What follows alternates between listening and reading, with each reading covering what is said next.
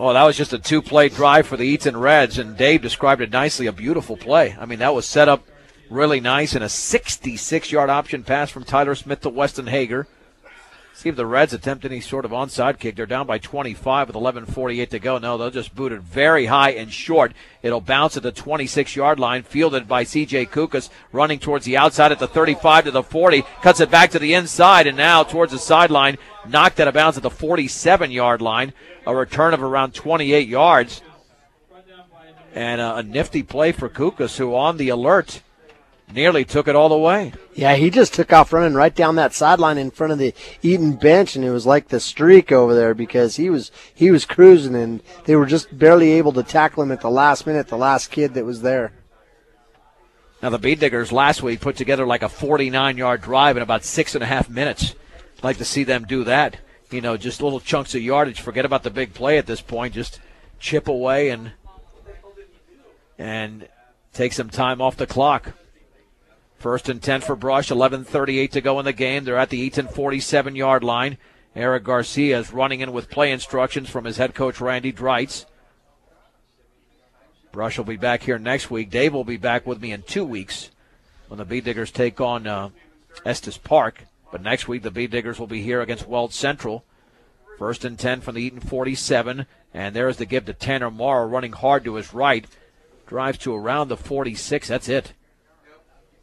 As the play was made over there by Josh Smallwood, the 6'4", 250-pound senior. Lucas Short was also in on the play. 2nd down and 9. Morrow's carried the ball 12 times, but he needs 17 more to pass the century mark. And he had that big 46-yard run in the opening quarter.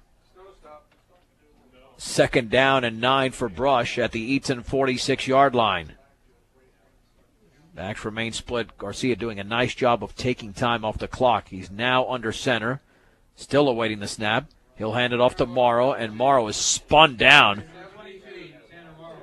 right around the 44-yard line.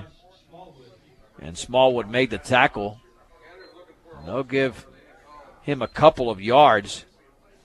And he was just spun to the ground, 3rd and 7. Yeah, the way it looked, I mean, we couldn't see where his head was at, but it was the way his body looked. It's like the kid either grabbed him by the shoulder pads or grabbed him by the helmet. Right. Because his feet flew out from underneath him as he changed directions and landed on his back. Right, that was a very unnatural way of going to the ground. 3rd down and 7 from the Eaton 44-yard line.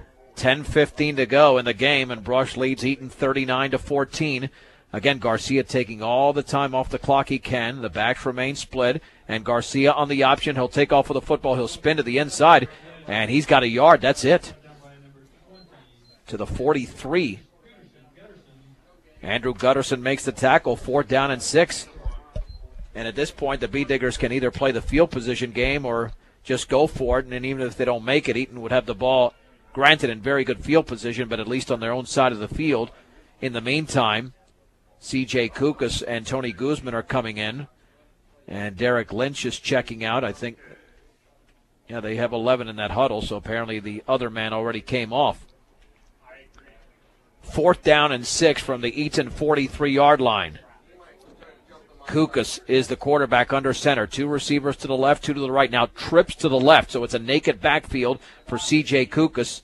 And now we've got a flag. That's a delay of game, and that's the concern there you have when you're shifting personnel at different positions.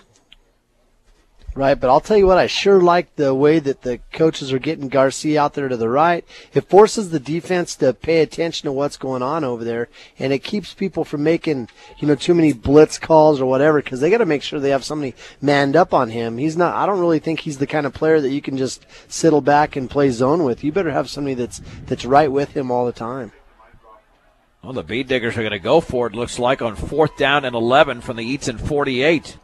I mean, they've got this game well in hand, but this is certainly a little bit risky if they don't pick it up. At least you want to get some yards out of it.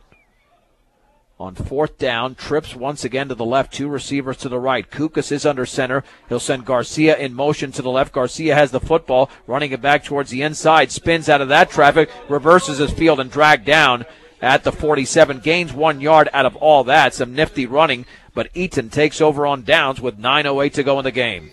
You know, it was one of those things where nobody really knew where he was because he was shifting around and running all over the place, and he was going to run that in around here to the left side, but there was just a wall of Eaton Reds there to stop him.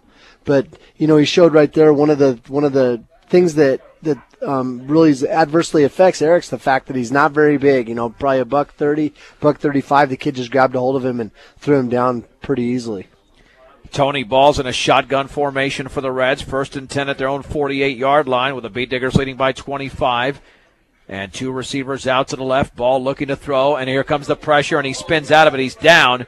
He was able to stumble his way back towards the line of scrimmage. Dylan French was coming along with Kyle Muir, and perhaps somebody got a piece of him. No gain, 2nd down and 10. It's been a long time since I've seen a quarterback have enough rushing attempts to fill up the stat line that I'm chasing here because he's already got 18 carries tonight. Cargill Meat Solutions takes as much pride in the community just as they do in the products they provide to their consumers. Cargill Meat Solutions, part of the KSIR B106 scholarship program. 2nd and 10 for the 48. Shotgun for Ball. Looking, setting up, taking off with the football at the 50-yard line. Back to the left side of the 45, and he's across the 45 to the 44, gaining 8 yards in the play. And Kyle Muir and Kyle Hefner made the play. 3rd down and 2. You know, Ball really has had a great night tonight with those 19 attempts, 73 yards, but remember, he's been thrown down for minus 22, minus 18, and minus 9, so he's taken some pretty big sacks. 3rd down and 2 to go from the Beat Digger 44-yard line. Eaton looking for yet another 1st down in this game. Under center is Ball this time. Reher in motion to the right. There's the give right up the gut for Ashe. 1st down, breaks out of a tackle, still on his feet, inside the 30, carrying Beat Diggers to the 25, and finally he's down at the 24, but not before a gain of 20. Just so frustrating plays like that because nobody for the Diggers is going down grabbing a hold of a leg. Everybody's upstairs trying to grab the football or ride him down, and you get a big, strong guy like Ashe like that, and you're not going to tackle him. He's going to carry you down the field. Your one-stop shop for all of your banking and investment needs, from checking to savings to IRAs, is Morgan Federal Bank, 321 Ensign Street. There's a difference. Morgan Federal Bank, member FDIC, equal housing lender. 1st and 10 for the Reds at the Beat Digger 24-yard line. And there's going to be the handoff to Ashe, and he stumbles his way across the 20 to around the 18, tripped up by Tyson Larrick. But it's a gain of 6, and the Reds are looking very good on this drive once again. Now he's got 7 carries for 54 yards and turning into, you know, he might be catching Ball here pretty quick. From the 18, when that clock still cannot run fast enough. 6:50 to go in the game. And that wind is fierce. No question about it. On 2nd and 4. Ball in a shotgun. High snap. He's got it. He'll take off, run towards the middle, and he's down short of the 1st down. But he gets to the 15-yard line. Everything is positive for this guy. Levi Brenneman makes the play. Derek Lynch also around the football. 3rd and 1 after the gain of 3. That takes him to 76 yards. And like you were saying, fierce. We're not seeing a lot of that rain blowing past us anymore, but that wind has still got the flag pointing up. Your one-stop shopping center is Walmart, open 24 hours a day, 7 days a week, 1300 North Barlow Road in Fort Morgan, part of the KSIR B106 scholarship program. 3rd and 1 from the 15. Will Ball take off with the football again? He's been doing lots of that. He'll roll to his right, still looking, wants to throw. He's going to run with the football. An easy 1st down to the 10, along the sideline, out of bounds at the 5. And that's a gain of 9 for Tony Ball, and 1st and goal for the Reds. You know, all the Diggers that are on the sideline, they're all within about 8 yards of each other, just bunched up on the track there. You know, they're all trying to use each other to stay warm, and it looks like they might be rotating to see who has to stand on the outside and break the wind. Darren Wilt is on that defensive line. Let's see what the Beat Diggers can do here with 5:54 to go in the game, leading 39-14. But defensively, Eaton has been able to carve up brush late in the 2nd quarter and for a good portion of the 2nd half. Ball in a shotgun awaiting the snap. In motion to the left is Smith. And the handoff on the right side to Ashe. Breaks out of a tackle, the 5 to the 1, touchdown. Bee Diggers missed 2 tackles. It's a 5-yarder for Zach Ashe, and the Reds are on the board again. It's now 39-20. A lot of missed tackles there. A bunch of Beat Diggers laying on their bellies and on their sides as Ashe ran into the end zone. And Mendoza looks like he's out there with a kicking tee. And Mendoza to attempt the extra point.